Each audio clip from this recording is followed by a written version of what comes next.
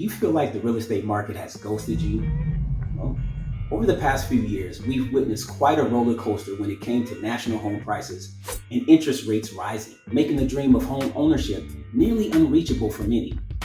But could home prices be ready to wave the white flag? That's the big question playing on repeat in the minds of countless future homeowners. And while none of us has a crystal ball to say exactly what will happen, I'll reveal the hidden factors that could reshape your understanding of today's real estate market. If you're curious to uncover the insights that might impact your financial landscape and your aspirations of home ownership, then this is the eye-opening exploration you've been waiting for. So picture this. The past few months have been a real roller coaster ride for home prices, ups, downs, and loop-de-loops included. With demand soaring high and available homes not keeping up, prices have done some gravity-defying leaps.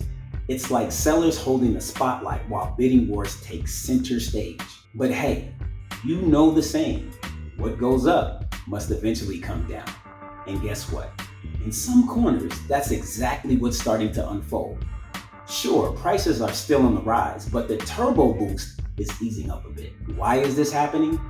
First up, mortgage rates are doing their own dance, and it's a higher beat with rates approaching the 8% mark this week, which was caused by upbeat economic data and the US government credit rating downgrade. That means borrowing money is becoming pricier, and some potential buyers are left peeking through the window instead of joining the party. In fact, monthly mortgage payments are up nearly 20% from last year.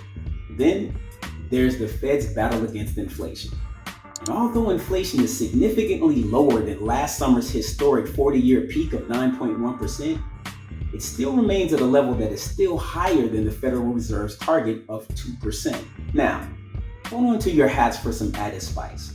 But before I season this up, I'm going to ask for a little favor. If you find any value in my videos, do me a favor and hit that like button.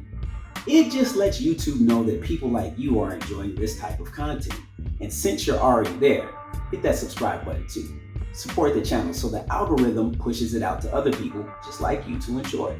So, thank you in advance. Now, recent headlines have shown credit card debt in the US soaring above a jaw-dropping $1 trillion. That's right, trillion with a T. Now, while this is a staggering number, Americans have generally done a good job paying their credit card bills on time. However, when the Fed meets again in September, it could raise rates once again. And for anyone carrying a high credit card balance, that means the monthly payments are going to increase due to those higher rates. And if that's not enough, student loan repayments are gearing up for a comeback in October. Yet another financial factor to consider.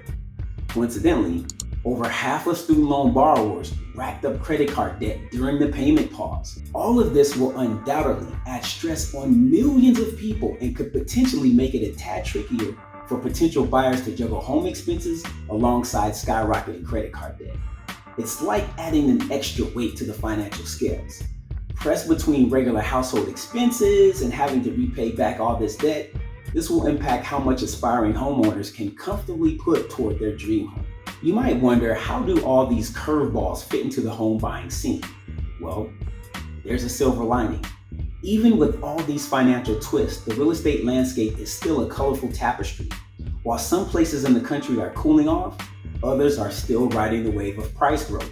It's like a puzzle, with every piece fitting a bit differently. Home prices this year increased by 20% in Hartford, Connecticut, more than any other city. Fayetteville, North Carolina, Camden and Trenton, New Jersey, Savannah, Georgia, and Tyler, Texas all saw large home price increases.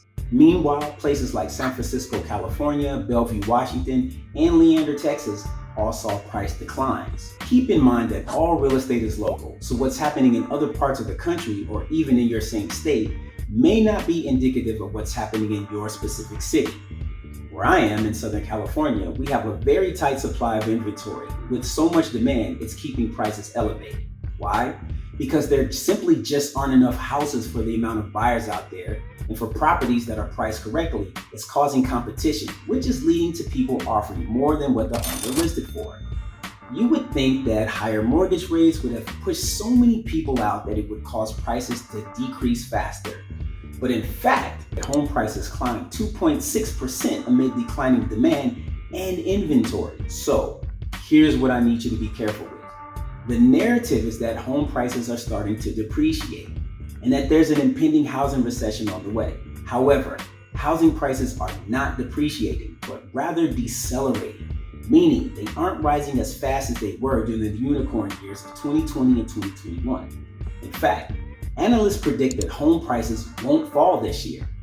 Now, this isn't widespread as experts disagree on where the US market is headed the rest of this year and into 2024. So, if you're in the home buying or selling arena, staying in the know is your secret weapon. Remember, knowledge is your best friend. Keep a sharp eye on those trends and tap into the wisdom of real estate pros. We've got the inside scoop on how to expertly navigate these plot twists. All right, that's a wrap for today's session. Thanks for hanging with me. And if these insights have set your curiosity ablaze, hit that subscribe button for more real estate gems. Until next time, stay financially savvy and master the art of home hunting.